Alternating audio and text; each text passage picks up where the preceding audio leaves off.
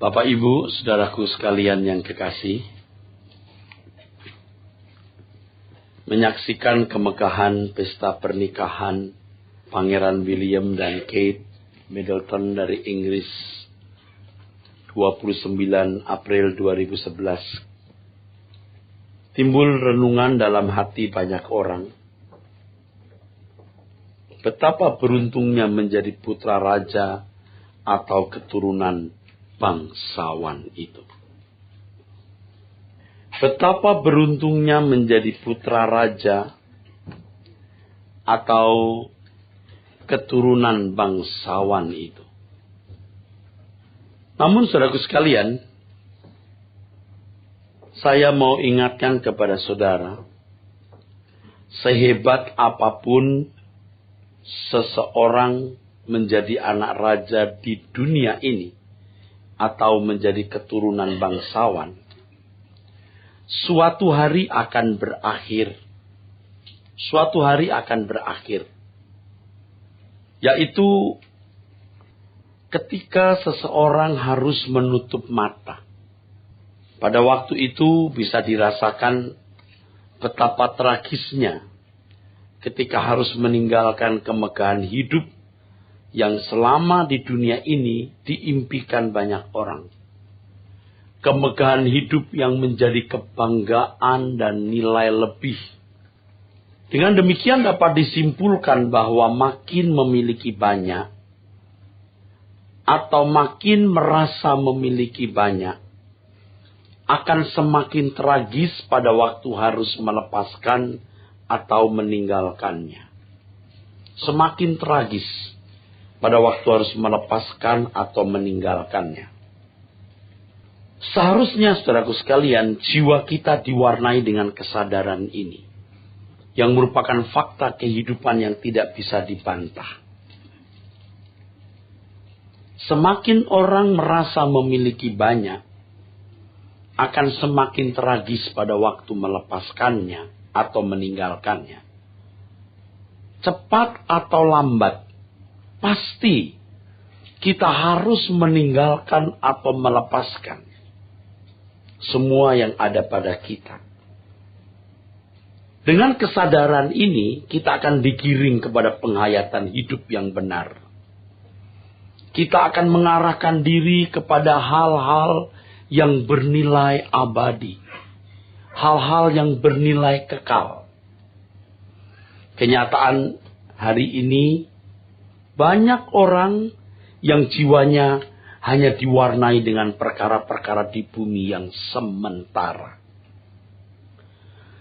Bapak, Ibu, saudaraku sekalian, betapa tragisnya tatkala menutup mata, ternyata semua yang diperjuangkan dalam hidup harus lenyap sekejap seperti uap. Hal ini tidak bisa kita hayati secara lengkap. Kita tidak bisa memahami secara sempurna. Tetapi kita bisa menerima hal ini. Dan kita belajar untuk menghayatinya secara benar atau semaksimal mungkin. Semua yang kita perjuangkan dengan susah payah, mempertaruhkan waktu tenaga kita, satu kali harus lenyap sekejap seperti uap. Betapa tragisnya itu. Bapak, Ibu, saudara sekalian, berkenaan dengan hal ini terdapat kabar baik bagi orang yang merindukan hal-hal yang bernilai kekal tadi. Kalau saudara tidak memiliki kerinduan terhadap hal-hal yang bernilai kekal, maka berita ini tidak menjadi berita baik bagi saudara. Kita buka Roma pasal 8. Roma pasal 8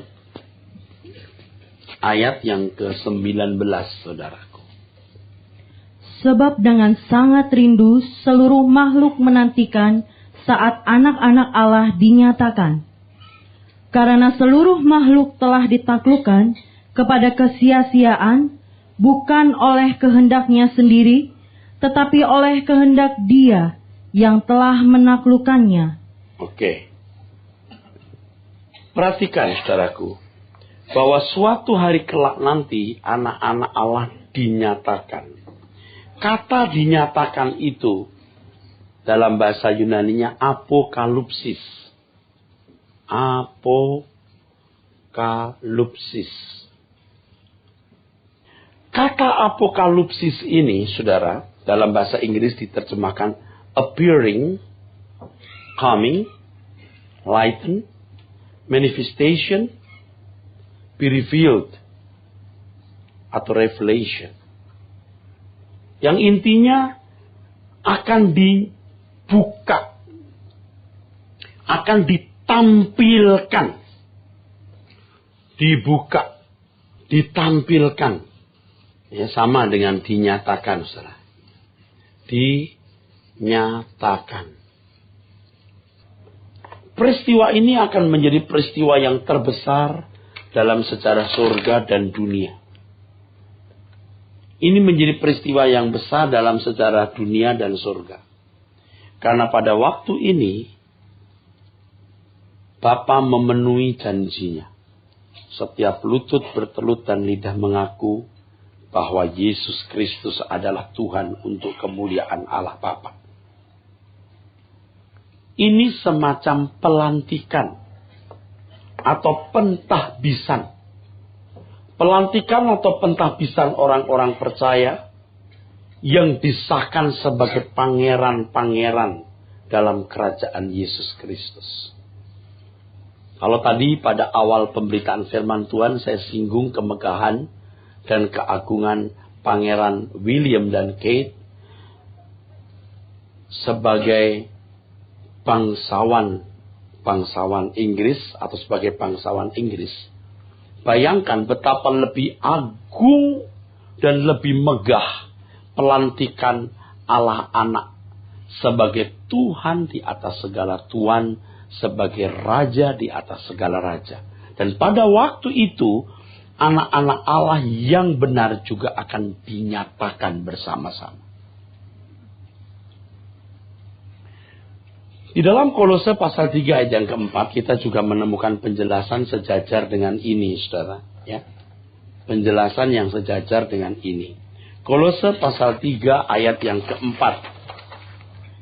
Apabila Kristus yang adalah hidup kita menyatakan diri kelak, kamu pun akan menyatakan diri bersama dengan Dia dalam kemuliaan. Ada kata dinyatakan atau menyatakan diri bersama-sama dengan Dia dalam kemuliaan. Ini sama. Ketika Tuhan Yesus dilantik, disahkan. Dialah Tuhan di atas segala Tuhan, Raja di segala Raja. Semua lutut bertelut dan semua lidah mengaku Yesus adalah Tuhan. Nah, pada waktu itu, Bapak Ibu Saudara sekalian, orang-orang percaya yang benar juga akan dinyatakan bersama-sama dengan Dia. Kata dinyatakan di situ digunakan satu kata, phaneroo. Kata itu berarti to declare atau diumumkan secara resmi. Diumumkan secara resmi. Diumumkan secara resmi. Pada waktu itulah akan terbukti siapakah orang Kristen yang resmi dikategorikan sebagai 5 gadis yang bijaksana atau 5 gadis yang bodoh. Terbukti siapa di antara saudara yang betul-betul tergolong atau termasuk mempelai Kristus dan bukan mempelai. Hari ini sering seorang WL, seorang pemimpin puji-pujian di mimbar, ya, mendeklar bahwa semua Anda adalah anak-anak Allah, umat pilihan, dan dikesankan dengan kuat semua Anda masuk surga. Padahal di Alkitab dikatakan ada yang bodoh, ada yang bijaksana. Ada orang-orang yang tidak diakui, tidak diterima sama sekali. Ya, ini menipu. Hati-hati. Belum tentu semua orang Kristen itu diterima Tuhan dalam kemuliaan. Apakah Anda yakin semua pendeta kalau mati masuk surga? Apakah Anda yakin semua pendeta kalau mati masuk surga? Tidak. Apakah Anda yakin semua aktivis kalau mati masuk surga? Juga enggak. Apakah semua jemaat kalau meninggal masuk surga? Apalagi. Enggak, saya bicara realitas saja. Yang jujur dong. Yang jujur. Nanti kita akan lihat kualifikasi orang yang akan dimuliakan itu yang bagaimana. Jadi berbahagialah saudara-saudara sekalian yang hari ini masuk sekolah kehidupan, yang diproses terus dan bisa diajak sepenanggungan dengan Tuhan Yesus.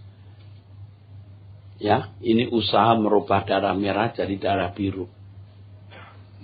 Usaha merubah dari darah orang berdosa dengan kodrat dosa, sinful nature, menjadi orang yang berdarah biru.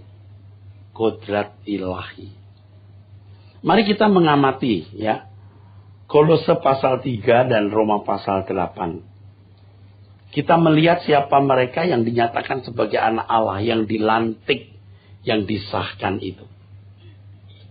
Saudara renungkan ya, betapa hebat ya keagungan kemegahan anak raja atau pangeran di dunia ini atau keluarga bangsawan. Hebat. Tetapi itu tidak ada artinya dibanding dengan kemegahan keagungan anak Allah yang akan disahkan untuk dimuliakan bersama-sama dengan Tuhan Yesus. Silakan dibaca Kolose 3 dari ayat 1. Karena itu, kalau kamu dibangkitkan bersama dengan Kristus, carilah perkara yang di atas, di mana Kristus ada, duduk di sebelah kanan Allah. Pikirkanlah perkara yang di atas, bukan yang di bumi. Sebab kamu telah mati, dan hidupmu tersembunyi bersama dengan Kristus di dalam Allah. Apabila Kristus, yang adalah hidup kita, menyatakan diri kelak, kamu pun akan menyatakan diri bersama dengan Dia dalam kemuliaan. Sebenarnya ayat-ayat ini, kalau dikupas secara mendalam, bisa membutuhkan satu sesi khotbah. 45 sampai 1 jam. 45 menit sampai 1 jam. Tetapi berhubung waktu kita terbatas, ya, saya hanya mau melihat intinya saja.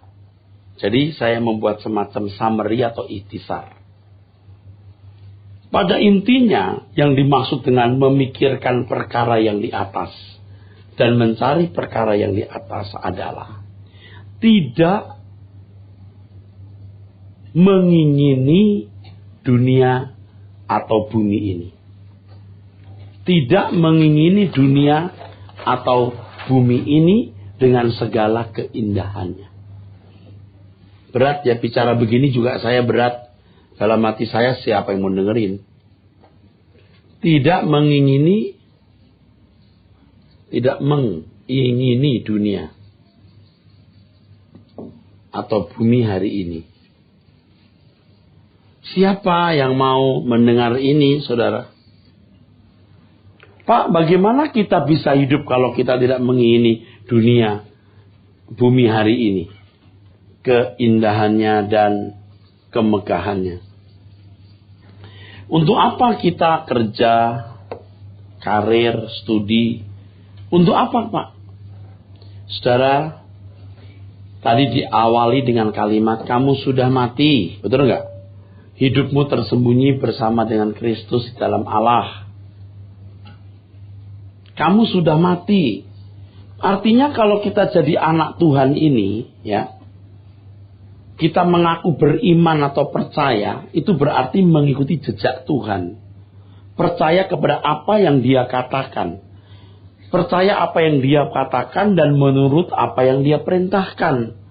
Jadi cara hidup, cara berpikir, pola hidup yang lama harus ditanggalkan sama sekali, lalu mengikut jejak Tuhan Yesus. Maka di ayat yang keempat Anda menemukan kalimat, Yesus yang adalah hidup kita. Artinya seluruh pola berpikir kita, gaya hidup kita, harus benar-benar mencontoh Tuhan Yesus. Lalu apa dong Pak artinya kita sekolah, kuliah, dan lain sebagainya? Bapak, Ibu, saudara sekalian, kalau Tuhan memberikan kepada kita hari ini talenta, bakat, kesempatan, dan segala posibilitas, segala kemungkinan, kita itu sebenarnya berhutang kepada Dia yang investasi ini kepada kita. Ya, seperti kalau kita menaruh uang di bank utang kepada kita. Bank harus menjalankan, mengelola uang tersebut supaya bisa memberikan interest kepada kita, bisa memberikan bunga kepada kita. Nah, kalau Tuhan menaruh bakat, talenta, dan segala kemungkinan, kita seperti berhutang kepada Tuhan. Semua itu harus dikembangkan semaksimal mungkin. Seiring dengan kedewasaan rohani, kita akan menggunakan itu untuk kesejahteraan sesama. Dan terutama untuk penerusan karya keselamatan Allah dalam Yesus Kristus yang harus dihantar terus, harus terus dihantar sampai ke ujung bumi. Jadi tidak salah loh Pak, kita punya rumah. Enggak, kan itu untuk keluarga kita. Apa salah Pak punya mobil? Ya enggak, kita butuh mobil. Kita butuh kendaraan. Perhiasan? Ya tentu perhiasan supaya kita pantas dan seluruh aksesoris hidup yang kita butuhkan ini. Tetapi kalau punya mobil, supaya orang lihat kita lebih keren, lebih terhormat, punya nilai lebih, itu anak setan. Itulah yang namanya keangkuhan hidup. Nah, Anda sebagai pembisnis punya mobil bagus untuk performance, tidak salah. Tapi kalau untuk mejeng, untuk show, supaya orang melihat Anda ini bernilai, itu bukan anak Tuhan. Itu bukan mental bangsawan surga. Punya rumah bagus boleh. Kenapa tidak boleh yang tidak banjir, yang cukup untuk semua peralatan yang kita miliki. Tapi kalau punya rumah supaya kita bernilai di mata manusia lain, bisa berbangga di mata orang, hanya karena kita juga ingini mata ini, orang punya itu, gua juga pengen punya itu. Kita itu sebenarnya terbelenggu oleh keinginan mata, dan itu bukan bangsawan surga. Anda teruskan itu, Anda masuk surga, Anda salah masuk, malaikat salah masukin, nanti disuruh keluar lagi paling-paling. Nggak mungkin. Anda pakai perhiasan supaya pantas, iya. Tapi untuk punya nilai diri supaya lebih dihargai, lebih terhormat, anak Tuhan tidak begitu. Waduh Pak, kalau begitu gimana hidup? Ya kan Alkitab mengatakan kamu sudah mati. Coba baca ayat 1 tadi. Karena itu, kalau kamu dibangkitkan bersama dengan Kristus, carilah perkara yang di atas, di mana Kristus ada, duduk di sebelah kanan Allah. Terus? Pikirkanlah perkara yang di atas. Oke, jelas kan? Kalau kamu telah dibangkitkan berarti kamu dulu mati. Nah, siapa Pak yang bisa melakukan hal ini? Jangankan saudara, saya pun berpikir, aduh, mustahil ya. Tetapi saya mendapat penghiburan dari Alkitab bahwa tidak ada yang mustahil bagi Tuhan. Tuhan pasti memampukan kita. Jadi, dengan tidak mengingini dunia bumi hari ini, keindahan dan kemegahannya, bukan berarti kalau kita jadi miskin, bukan. Anak-anak harus sekolah dan harus dapat ranking. Jangan tidak jadi ranking. Harus punya ranking, harus. Mahasiswa harus selesai pada waktunya. Bahkan kalau bisa lebih cepat, punya prestasi. Kembangkan semua talenta. Ibu-ibu jangan nganggur ngobrol-ngobrol, pikirkan cari duit, bantu suami. Kalau anak-anak sudah cukup bisa diatur atau diperhatikan. Kalau tidak ya perhatikan anak-anak saja. Harus mengembangkan diri maksimal. Apa yang bisa diduitkan. Asal halal. Mau goreng kacang dibungkus, mau belajar bikin mie ayam, kwetiau sirem. Semua maksimalkan. Semua dimaksimalkan. Anak-anak muda belajar bahasa Inggris, bahasa Mandarin, bahasa Jepang. Belajar maksimalkan. Kita berhutang kepada Tuhan. Dan semua itu kita lakukan harus untuk kepentingan Tuhan. Kalau mau jadi bangsawan loh ya. Kalau nggak mau jadi bangsawan ya terserah. Tidak ada barang bagus harga murah. Kalau di gereja kita sering mendapat declare. Kalian anak Tuhan, umat pilihan, luar biasa. Belum tentu. Tidak mengingini dunia. Kalau tidak mulai belajar sekarang, sampai mati Anda nggak akan pernah bisa. Nggak akan pernah bisa. Ini adalah perjuangan yang sangat berat. Tetapi tidak ada yang mustahil bagi Tuhan. Tuhan akan memampukan melakukan apa yang Dia kehendaki dalam hidup kita ini. Dan ciri orang-orang seperti ini, ciri yang pasti, dia akan mengejar atau memburu kebenaran. Dia akan mengejar, memburu kebenaran. Dia akan belajar mengenal hakikat Allah. Tuhan itu terikat dengan dirinya sendiri. Terikat dengan rule di dalam dirinya. Nah, kita mau tahu rule-nya Tuhan itu apa? Hakikat Tuhan itu apa? Supaya kita bisa bersahabat dengan Dia. Tiap kita kan kadang-kadang bikin rule ya. Ada orang berkata, kalau saya minum bukan air teh, saya nggak bisa minum. Kalau air putih, anyep, plain water. Air putih, anyep, maunya teh. Dia bikin hukum dalam dirinya itu. Itu physically loh, itu fisik.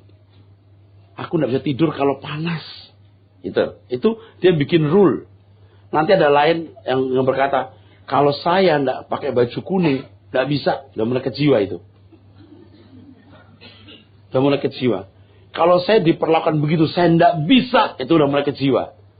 Nanti ada lagi, saya harus terhormat. Memang nggak diucapkan, tapi itu ada rule dalam dirinya. Nah, jangan coba-coba dengan orang yang gila hormat. Jangan coba-coba tidak menghormati orang yang gila hormat. Nah, Tuhan itu punya hakikat, punya rule of the game. Tuhan terikat dengan hakikatnya. Nah, kita mengenal hakikatnya. Supaya kita bisa memiliki hubungan yang harmoni dengan Tuhan. Oke, itu Kolose ya. Kolose yang dinyatakan bersama dengan Dia. Kalau Yesus adalah hidup kita. Orang berkata hidupku bukan. Nah, Paulus berkata hidupku bukan. Aku lagi, filosofinya, gaya hidupnya, cara berpikirnya. Sepenuhnya. Saya menyadari itu sulit. Saya sering pagi hari bangun berkata, Tuhan beri kesempatan saya hari ini. Untuk berubah. Besok, Tuhan beri kesempatan saya hari ini. Karena saya sudah melihat target yang harus saya capai. Dan saya merasa betapa beratnya mencapai target itu. Saya sering dalam berdoa berkata, Tuhan, aku masih punya umur 20 tahun lebih sekian. Aduh Tuhan, jangan sampai nggak ke Uber. Target ini jangan sampai nggak ke Uber. Saya pun gentar, saudara. Supaya ketika pelantikan itu datang, aku sudah pantas untuk dilantik. Dan itu bukan satu hal yang sederhana. Kita sekarang ke Roma. Roma 8. Tadi kita baca 19 kan? Ya. Kalau anak Allah dinyatakan, dilantik. Sekarang 17. Dan jika kita adalah anak, maka kita juga adalah ahli waris. Ya. Maksudnya, orang-orang yang berhak menerima janji-janji Allah, yang akan menerimanya bersama-sama dengan Kristus, yaitu jika kita menderita bersama-sama dengan Dia, supaya kita juga dipermuliakan bersama-sama dengan Dia. Ya. Kalau kita anak, kita adalah ahli waris, artinya kita akan menerima apa yang juga Tuhan Yesus terima. Oke? Yaitu jika kita menderita bersama dengan Dia. Yesus menderita buat kita, ya udah amin banget. Tapi apakah kita menderita bersama dengan Dia? Nah, itu masalahnya. Coba dibaca ulang. Dan jika kita adalah anak, maka kita juga adalah ahli waris. Maksudnya orang-orang yang berhak menerima janji-janji Allah. Janji Allah terus yang akan menerimanya bersama-sama dengan Kristus. Nah, janji itu loh. Janji yang akan kita terima. Yang juga ternyata diterima oleh Tuhan Yesus. Nah, sering kita mendengar di gereja, pendeta, WL bilang, klaim janjinya. Ingat janjinya. Janji yang mana? Janji yang mana? Janji yang mana? Pasti diarahkannya ke janji berkat jasmani. Orang tua, bapak ibu dengar, tidak pernah janji kasih anaknya makan pagi kan? Nggak pernah kan janji nyekolahin anak? Nggak pernah janji memberikan baju. Anak belum lahir pun baju sudah disiapkan. Kereta bayi sudah dibeli. Bapak di surga lebih dari itu. Kalau berkat jasmani sudah tidak perlu diperhitungkan sebagai janji. Hak sebagai anak-anak yang dipelihara. Maka kita berkata, lihat burung di udara. Dia tidak menabur juga dipelihara luar biasa oleh Bapa di surga. Kamu lebih dari banyak burung. Jadi yang penting buat kita adalah bertanggung jawab dalam hidup. Kalau dikatakan berlebihan terserah. Anak Tuhan itu mestinya tidak bisa miskin. Memang miskin kaya relatif ya. Tapi pasti tidak jadi beban bagi orang lain. Tapi sih bisa memikul beban sesamanya. Anak Tuhan itu mesti diberkati karena punya Allah Bapa di surga. Tidak perlu dan tidak usah didoakan pendeta. Anda juga pasti diberkati. Jadi bicara soal janji, itu janji yang diterima oleh kita, juga diterima oleh Tuhan Yesus. Kemuliaan bersama dengan Dia, itu yang penting. Kalau makan minum sih nggak perlu dipersoalkan, ya. Orang tua juga kan tidak pernah janji anaknya mau disekolahkan. Pasti otomatis disekolahkan. Tetapi untuk menerima perusahaan yang dimiliki papa. Nanti dulu. Saya sudah pernah mendengar beberapa kali perusahaan orang tua tidak diserahkan anaknya. Tapi ponakannya. Di atas legalitas kasih ponakan. Kenapa? Anaknya tidak bisa dipercayai. Bisa ambruk perusahaan itu. Mestinya anak menerima warisan itu. Nah, papa janji kalau papa udah meninggal, atau papa udah nggak bisa bekerja, perusahaan ini kamu teruskan ya. Itu bisa dijanjikan. Karena itu hal yang besar. Yang menyangkut kelangsungan hidup banyak orang. Tapi ketika anaknya maunya dugem, narkoba, dan berbagai praktek kejahatan lain, ayahnya tidak bisa percayai. Diberikan kepada ponakannya. Kalau makan, minum, dan lain sebagainya, Anda usah baik-baik, Tuhan berkati. Oke? Anak-anak mesti belajar rajin, harus ranking. Mahasiswa harus selesai pada waktunya. Kembangkan semua talenta dan semua potensi dan posibilitas yang Tuhan berikan. Kita berhutang. Nah, janji ini yaitu kemuliaan yang diberikan baik kepada Tuhan Yesus atau kepada kita. Itu yang jadi fokus kita. Oleh karenanya kita ke gereja. Karena ini apa? Belajar cara hidup Tuhan Yesus. Belajar firman-Nya. Itu yang kita dapatkan di sini. Tapi kita doa di sini, pabrik kita lancar, Pak. Itu mistik. Kalau Anda masih belum berani mempercayai hal ini, ya udah. Anda jalan dengan cara saudara dulu deh. Orang Kristen dewasa sudah nggak terikat begitu. Yakin perusahaannya itu milik Tuhan. Tokonya milik Tuhan. Tubuhnya milik Tuhan. Dulu kalau pesawat mau terbang, saya merem dulu berkata, Tuhan lindungi pesawat ini. Sekarang nggak pakai merem lagi. Kalau hidup saya yang saya bawa, daging tubuh saya yang saya bawa, ini milik Tuhan dan saya harus hidupi untuk Tuhan. Wah, saya harus kerjakan baik-baik semua dan Tuhan pasti memberkati hidup saya. Saya sering mendengar orang berkata klaim janjinya, ingat janjinya. Janji yang mana itu? Fokus orang disimpangkan kepada hal yang tidak bernilai. Mestinya fokus kita kepada nilai-nilai kekekalan, saudaraku sekalian. Katakan amin. Amin. Lukas 22:28. Lukas 22 ayat yang ke-28. Kamulah yang tetap tinggal bersama-sama dengan aku dalam segala pencobaan yang aku alami. Dan aku menentukan hak-hak kerajaan bagi kamu, sama seperti Bapakku menentukannya bagiku. Sebentar. Kamulah yang tetap tinggal bersama-sama dengan aku dalam segala pencobaan yang aku alami. Saya banyak teman, saudara. Dan saya punya banyak orang yang memperhatikan hidup saya. Benar-benar. Sampai baju ini pun dikirim orang. Tetapi saya sering atau kadang-kadang benar-benar kesepian. Saya mau ngomong jujur tanpa bermaksud melukai siapapun. Saya tidak banyak menemukan orang-orang yang benar-benar mau sepenanggungan dengan Tuhan Yesus. Orang itu pikirannya masih dangkal, miskin, dan rendah. Tidak punya darah prajurit, tidak punya darah bangsawan surgawi. Yang tetap tinggal bersama-sama dengan Tuhan dalam segala pencobaan artinya orang-orang yang mau menderita bersama-sama dengan Tuhan. Memikirkan pekerjaan Tuhan bagaimana maju.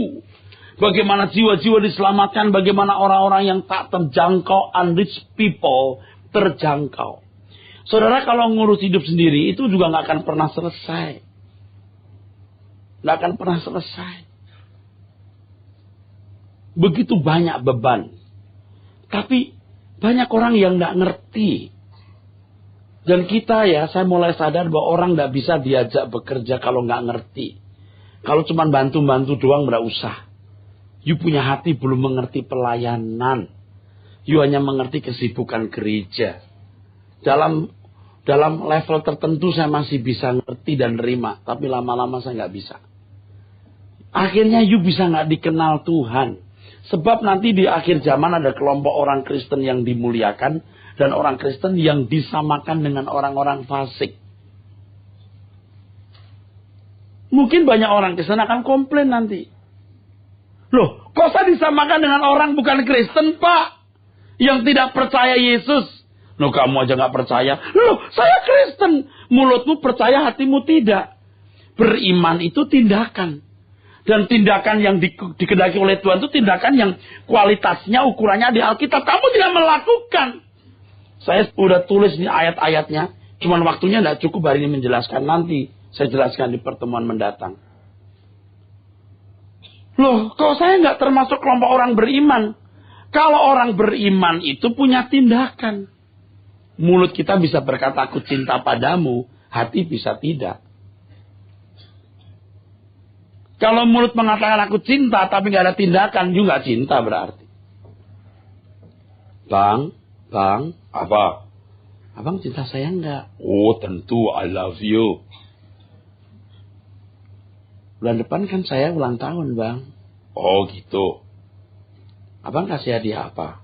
Oh nggak perlu, yang penting aku cinta padamu. Oh gitu ya, Bang. Iya, yang penting aku cinta padamu.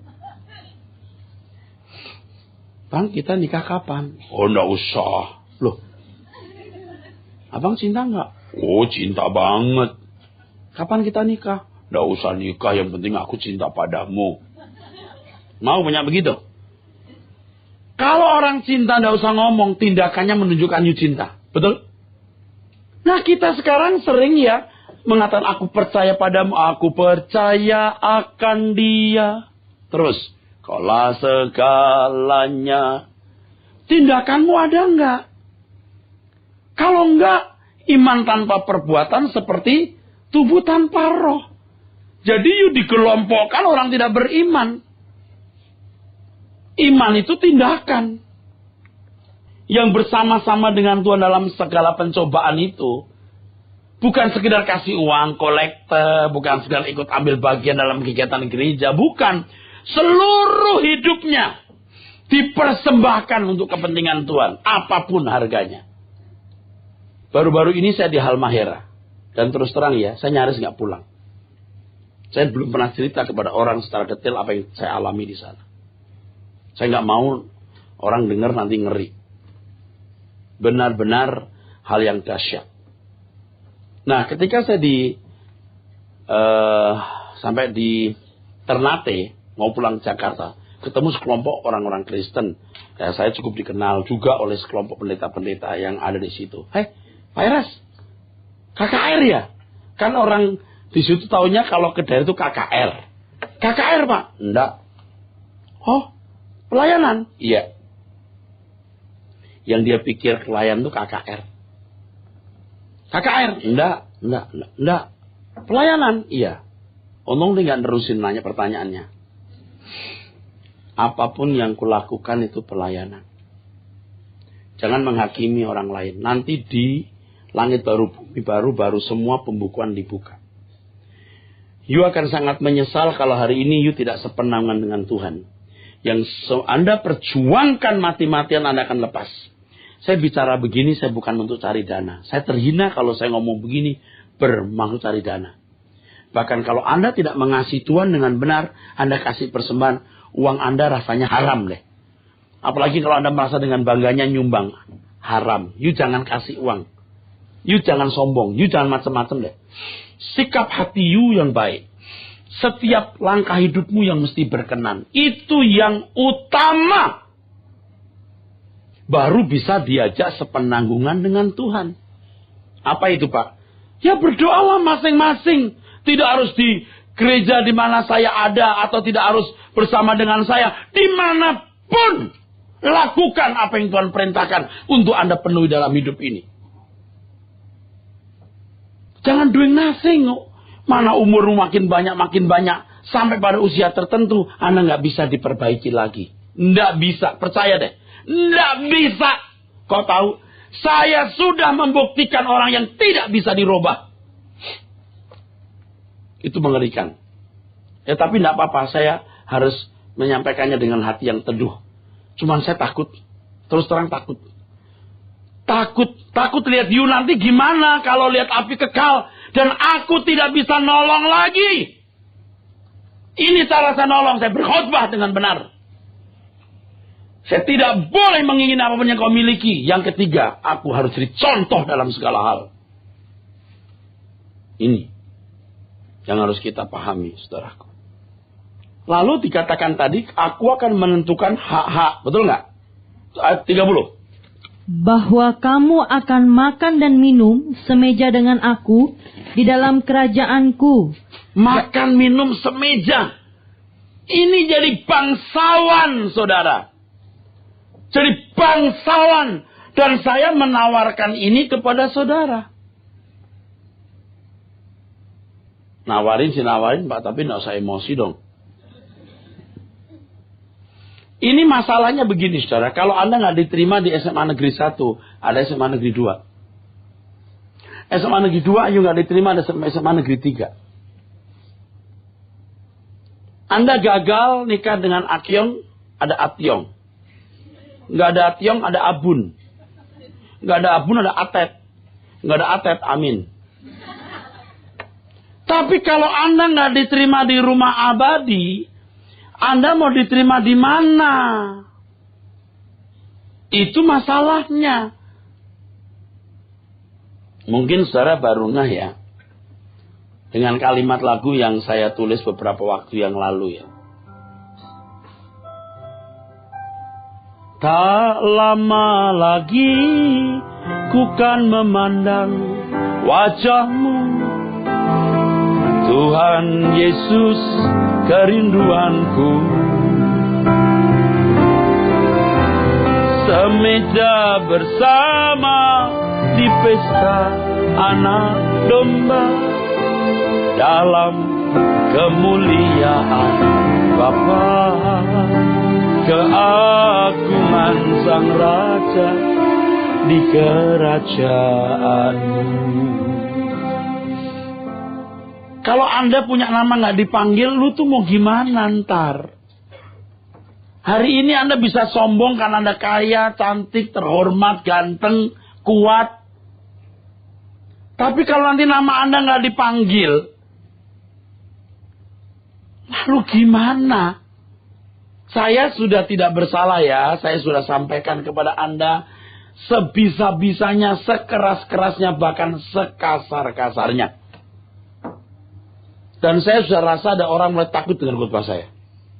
Takut tersinggung. Nggak masalah. Nothing tulus, percaya deh.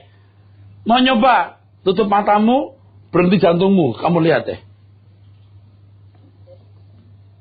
Tutup matamu, berhenti jantungmu, berhenti detak nadimu. Lihat deh. Bener nggak yang saya katakan ini?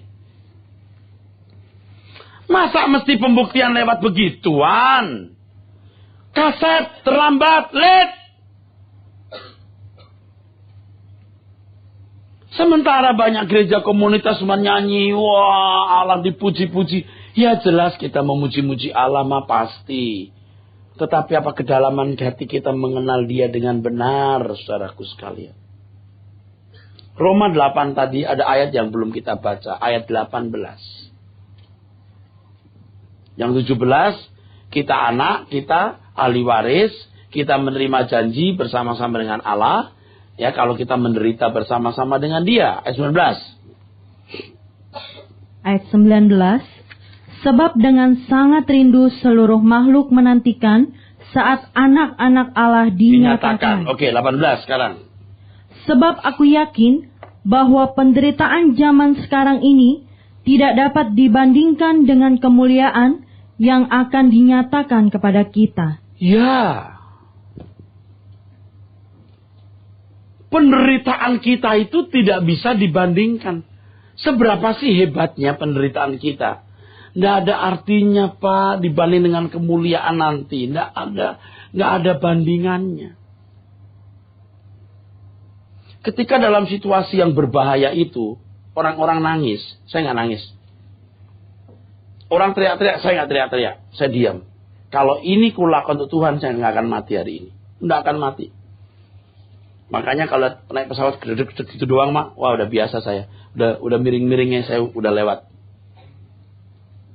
Kapal diputar ombak, kena kisar nggak jelas kemana arahnya pun saya udah ngalamin. Jadi udah. Kalau belum waktunya saya mati, saya belum mati.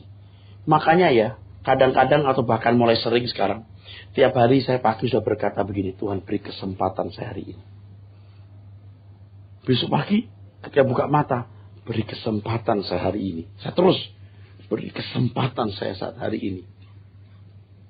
Nah dari pengalaman itu, dari penghayatan itu, saya menyadari nanti ada orang-orang mati dan sekarang pasti sudah. Yang 1 jam belum mati berkata, Tuhan beri kesempatan saya 1 bulan ini. Nggak ada lagi kesempatan. 5 menit sebelum mati berkata, Tuhan beri kesempatan 1 jam lagi ya. Loh, dari tadi 1 jam lu nggak bikin apa-apa. Kalau memang jauh-jauh hari Anda nggak bikin apa-apa, sampai mau mati pun nggak bikin apa-apa. Bayangkan ya anak-anak kita yang kecil-kecil nih, mereka itu nggak ngerti apa-apa loh. Langit baru, bumi baru, kekekalan nggak ngerti. Kalau papa mamanya matanya udah buta, anak-anaknya lebih buta lagi. Nggak ngerti. Kalau papa mamanya melihat, dia punya gaya hidup yang memancarkan kemuliaan surgawi, yang merindukan kerajaan surga, anak-anak akan digiring. Walaupun tentu tidak cepat, tetapi akan menjadi warisan abadi. Jangan hanya mewariskan uang. Jangan hanya mewariskan harta, rumah, mobil, pekerjaan, kendaraan, gedung, dan lain sebagainya. Wariskan pengenalan akan Tuhan. Jangan membawa kita sekeluarga di rumah abadi Bapa di surga. Amin.